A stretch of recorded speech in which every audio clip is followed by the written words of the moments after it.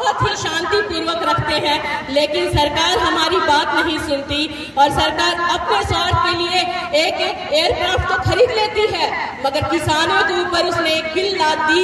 उसने कह दिया कि अब ये बिल जो है वो किसान की जमीन लेगी और जमीन के हिसाब से पहले वो गोदाम बनाएगी।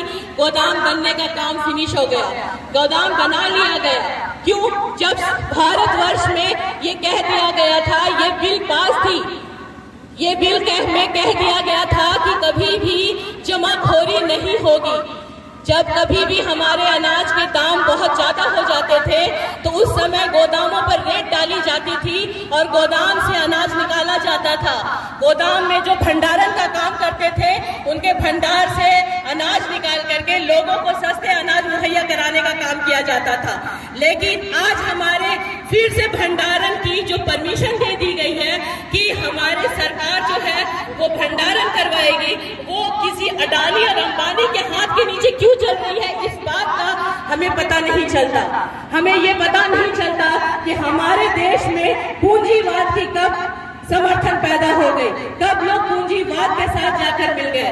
हम लोग गणतांत्रिक देश में रहते हैं और हमारे देश में ऊपर से लेकर नीचे तक के लोगों के लिए कानून होते हैं।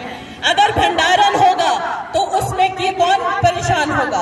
क्या सिर्फ किसानों की जमीन जाएगी? क्या किसान के अनाज ही खरीदे जाएंगे सस्ते दामों पर? इससे हम परेशान नहीं होंगे। लोग शांति से बैठे हैं, लोग बैठे हैं क्योंकि उनकी दिनचर्या का काम पूरा आराम से चल रहा है। लोग सुबह उठते हैं, नाश्ता खाना रात का खाना खाते हैं और सो जाते हैं, सोचते हैं आज का दिन कट गया। क्या यही हमारी मानसिकता होनी चाहिए?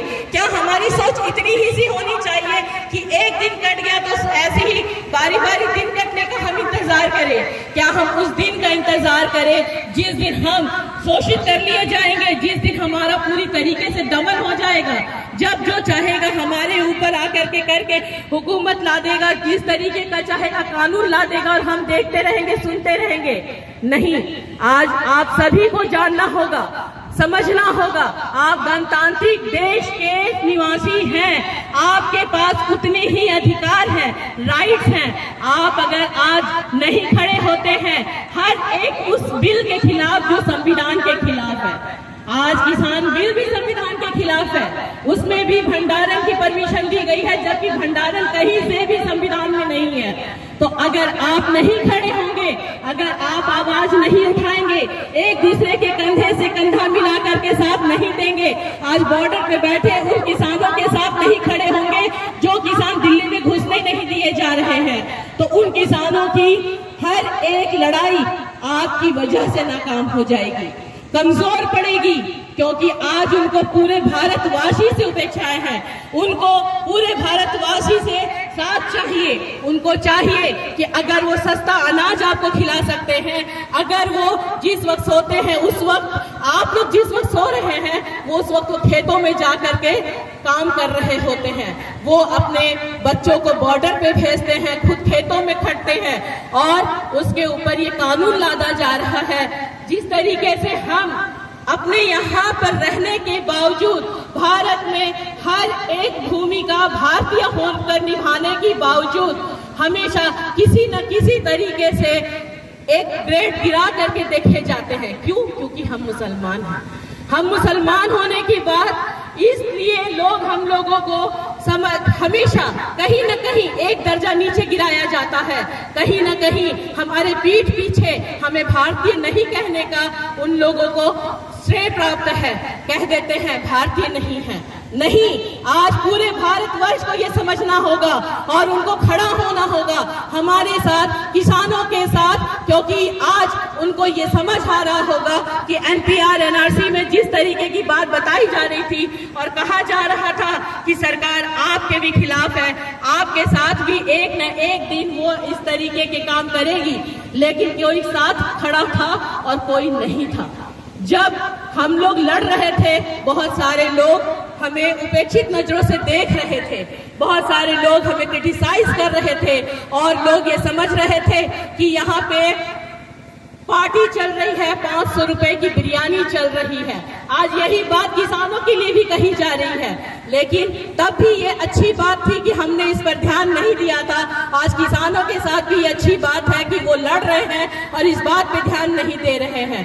आज हम सभी भाई बहनों को इस बात की जरूरत है, हम जागरूक रहें हमेशा और हर एक चीज पे नजर रखें कि कब किसके साथ बुरा करने के लिए कानून निकलेगा, कब किसके साथ मुसीबत आएगी, हम उसके साथ कंधे से कंधा मिलाकर खड़े होंगे और खड़े होकर उसे उपेक्षित नहीं होने देंगे, हम उनको गिरने नहीं देंगे। हम खड़े हैं अपने हर उस भाई बहन के साथ जिसके साथ मुसीबत होगी, हम उसके साथ खड़े होकर उसकी मुसीबत का बांटेंगे, अपने बांट कर हम उसे बताएंगे कि तुम अकेले नहीं, हम साथ हैं। आज किसानों तक भी हम अपनी आवाज पहुंचाएंगे कि आप अगर लड़ रहे हैं तो हम आपके साथ खड़े हैं और हम आपके साथ देश के हर एक किसान के कान में आवाज डालेंगे। हो सकता है बिहार में हमारे किसान भाई इतने ज्यादा जागरूक नहीं हैं, हो सकता है कि उन्हें हिंदू मुस्लिम ये वो करके बहकाया जाता है, बहुत ज्यादा जागरूक, बहुत ज्यादा पढ़े लिखे नहीं होने की वजह से वो बेवकूफ बन जाते हैं। बहुत जगह उन्हें बुद्धि से थोड़ा दूर रखकर बात समझाई जाती है, उन लोगों को ऐसी बातें घुमा फिरा कर समझाई जाती है कि उन्हें समझ नहीं आता कि किसान बिल क्या है, वो किसान में किस तरीके से इसमें परेशान होंगे और प्रताड़ित होंगे। लेकिन हम ये काम करेंगे, हम अपने किसान भाइयों के साथ खड़े रहेंगे, हम अपनी एनपीआर एनआरसी की भी लड़ाई लड़ते रहेंगे, इस बिल को वापस कराने की लड़ाई लड़ते रहेंगे और किसान भाइयों के साथ भी खड़े होकर के हम इस लड़ाई को भी आगे बढ़ाएंगे, क्योंकि हम जानते हैं हमारा देश एक कृषि प्रधान देश है, इसकी भौगोलिक संरचना और विभाजन सब कृषि के आधार पे किया गया है।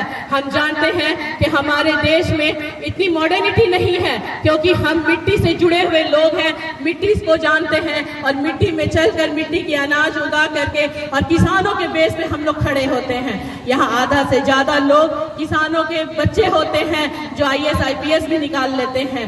तो हम यही चाहेंगे कि आप सब भी जागरूक रहें, पीछे ना हटे, घरों में ना बैठे। कल भी हमारी यही आवाज थी, आज भी यही आवाज है कि जब बुखार उठे आंदोलन की तो तुम भी एक बार कहो तुम्हारे साथ हैं हम, तुम्हारे पास हैं।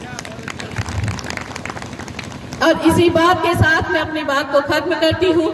बहुत शुक्रिया आपका कि आप यहाँ आए, हमारे साथ खड़े हुए, और मैं इस बात के लिए आपको आग्रह करती हूँ कि आप हर लड़ाई में इसी तरह हमारा साथ दें। बहुत शुक्रिया। अस्सलाम वालेकुम। बहुत बहुत शुक्रिया। एक बार जोरदार ताली नुसरत मैम के लिए।